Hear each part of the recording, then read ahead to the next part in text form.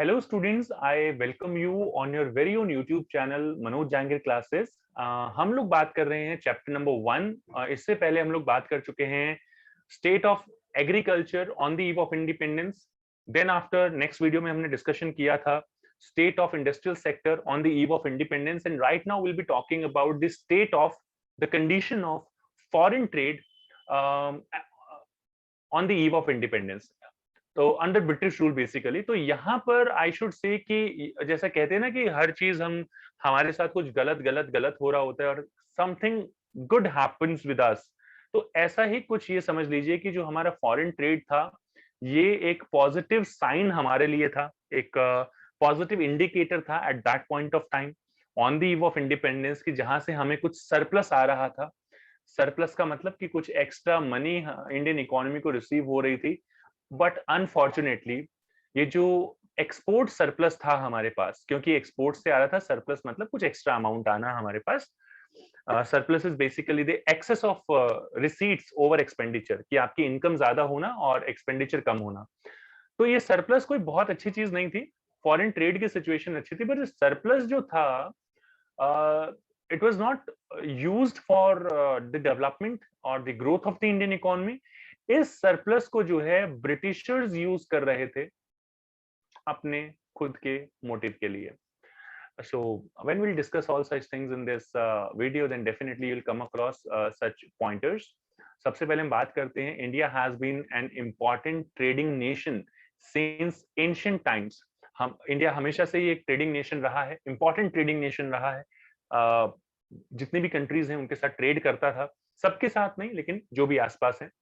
However, the restrictive policies adopted by the colonial government adversely affected the structure, composition and volume of foreign trade. यानी कि जब से जो policies बनाई Britishers ने, when Britishers arrived in India, they started ruling over India, and whatever policies they made, because of that, whatever structure we were following, कि जिन जिन country के साथ हम लोग ट्रेड कर रहे थे वो कम हुआ।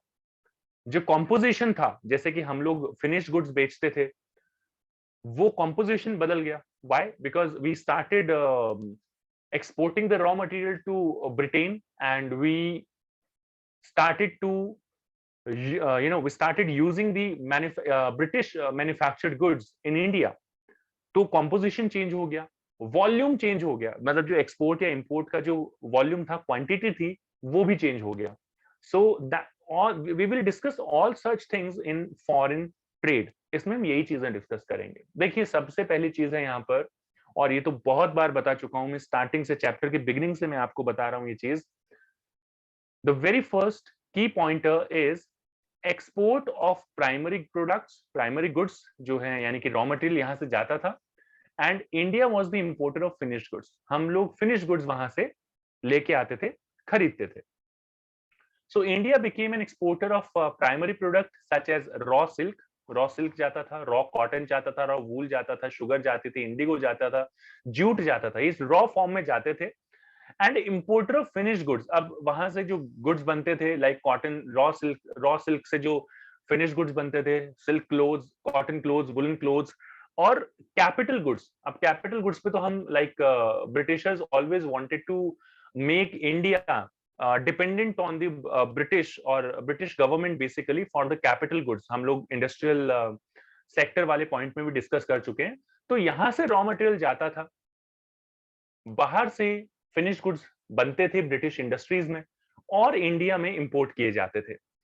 So that was the first, that is the very first pointer here under foreign trade, कि क्या सिचुएशन थी हमारी, क्या इसके फीचर्स थे। दूसरी चीज, मोनोपोली, यानी कि एक अकेले का control, monopoly control of British rule.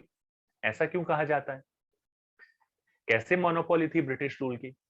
ऐसा इसलिए कहा जाता है because British government maintained a monopoly control over India's export and import. क्या एक्सपोर्ट किया जाएगा, क्या इंपोर्ट किया जाएगा, कितना एक्सपोर्ट किया जाएगा, कितना इंपोर्ट किया जाएगा, everything was controlled by the British government at that time regarding India. तो इंडिया से जितना भी ट्रेड होता था, because of the very first point, export of primary products and import of finished goods, इसकी वजह से जो 50 जितना भी ट्रेड होता था हमारा, उसका मोर देन 50% ट्रेड तो हमारा ब्रिटेन के साथ ही होता था because of that reason.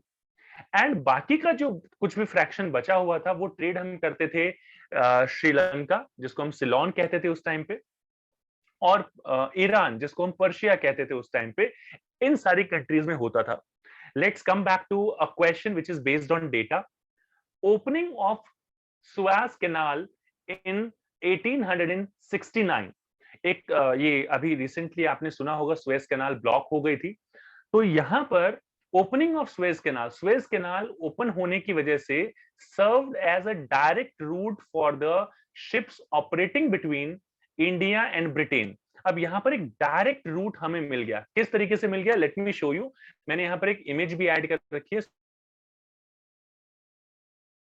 so that I'll be able to tell you all such things कि किस तरीके से क्या चीजें हैं। तो पहले देखिए यहाँ पर क्या होता था।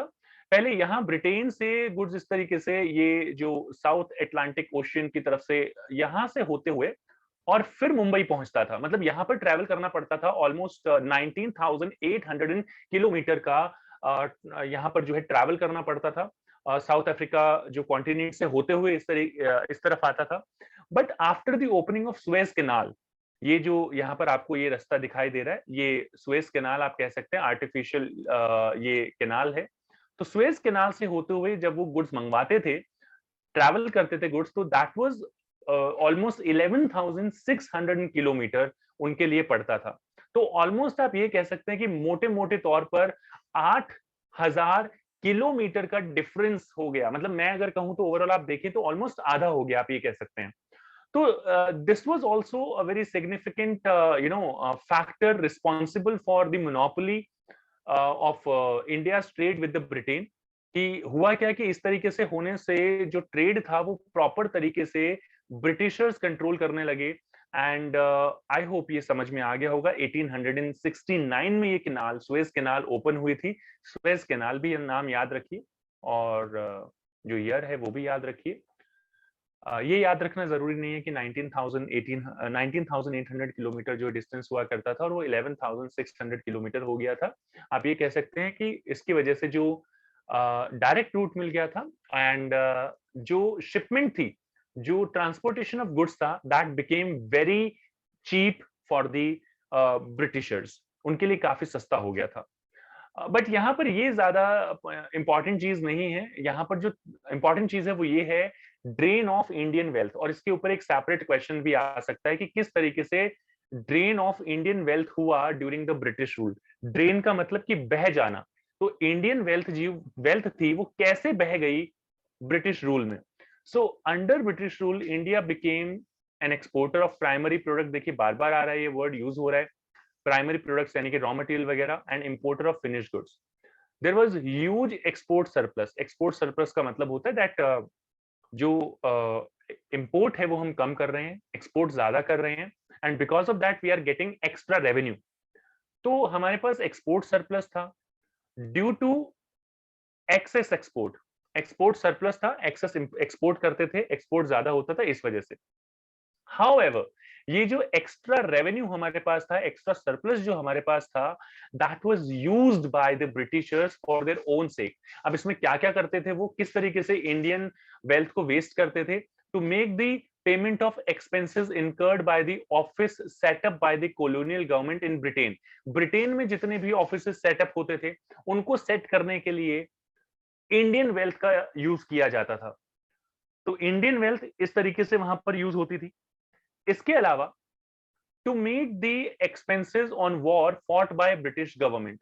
अब ब्रिटिश गवर्नमेंट होता क्या था उस टाइम पे, जितने भी लोग थे, वो जो जो कंट्रीज वॉर में पार्टिसिपेट करती थी उनको सुपीरियर समझा जाता था कि यार ये कंट्री तो बहुत ज्यादा अच्छी है, इसके पास तो बहुत पैसे हैं, देखो इतना जो है ये जो है वॉर वगैरह फाइट कर रही है। तो एक वो इंपीरियलिज्म दिखाने के लिए, वो सुपीरियरिज्म दिखाने के लिए कि हम कितने सुपीरियर हैं, British government spent the amount for on wars, basically इन पे यूज हुआ। और इसके अलावा टू इंपोर्ट इनविजिबल आइटम्स यानी कि सर्विसेज, अलग अलग सर्विसेज लेने के लिए। तो इन सारी चीजों की वजह से जो है इंडियन वेल्थ का मिसयूज हुआ, ड्रेन हुआ। अंडर द ब्रिटिश रूल इस तरीके से उन्होंने यूज किया इन सारी चीजों को। एडमिनिस्ट्रेशन वगैरह के लिए जितनी भी चीजें होती थी उसके लिए यही सारी जो है चीजें यूज की जाती थी। एंड ये फॉरेन ट्रेड के अंदर सारी की सारी चीजें आती हैं। स्वेज कैनाल के बारे में ऑलरेडी मैं आपको डिटेल में तो बता ही चुका हूं, बट कुछ चीजें और भी बता देता हूं। Suez canal is an artificial waterway है running from north to south across isthmus of Suez in north eastern Egypt। ये इतना ज्यादा इंपॉर्टेंट नहीं है आपके लिए इतनी डिटेल रखना। The opening of Suez Canal in 1869 reduced the cost of transportation और उसी की वजह से इंडियन मार्केट को एक्सेस करना आसान हो गया ब्रिटिश के थ्रू, ब्रिटिश इंडिया के through. The canal provided a direct trade route provide किया गया, शिप्स ऑपरेट हो पाए ब्रिटेन और इंडिया के बीच में, avoiding the need to sail around Africa, Africa की तरफ से घूमते हुए, जो भी मैंने आपको पिक्चर दिखाई थी वहां से 19,800 किलोमीटर का डिस्टेंस कवर करने की कोई रिक्वायरमेंट नहीं थी। Strategically and economically this is one of the most important waterways in the world. और उसकी अगर हम स्ट्रैटेजिकली बात करें, इकोनॉमिकली बात करें, ट्रांसपोर्टेशन के पॉइंट ऑफ व्यू से, तो ये one of the cheapest way था और आज भी है। तो this is all about the foreign trade and I hope so आपको आज का वीडियो अच्छा लगा होगा। वीडियो अच्छा लगा लाइक कीजिए, शेयर कीजिए दोस्तों के साथ। और अगर इसी तरीके की और वीडियोस चाहिए तो डिस्क्रिप्शन में चेक कर लीजिए नोट्स। और बाकी सारी चीजों के लिए आप हमारा व्हाट्सएप और टेलीग्राम ग्रुप भी ज्वाइन कर सकते हैं। कुछ पूछना है तो आप हमें कमेंट सेक्शन में कमेंट करके पूछ सकते हैं। I do reply all the comments. See you in your next class all of you. Thank you for watching this video. Keep watching Manoj Jangir classes. Thank you all of you.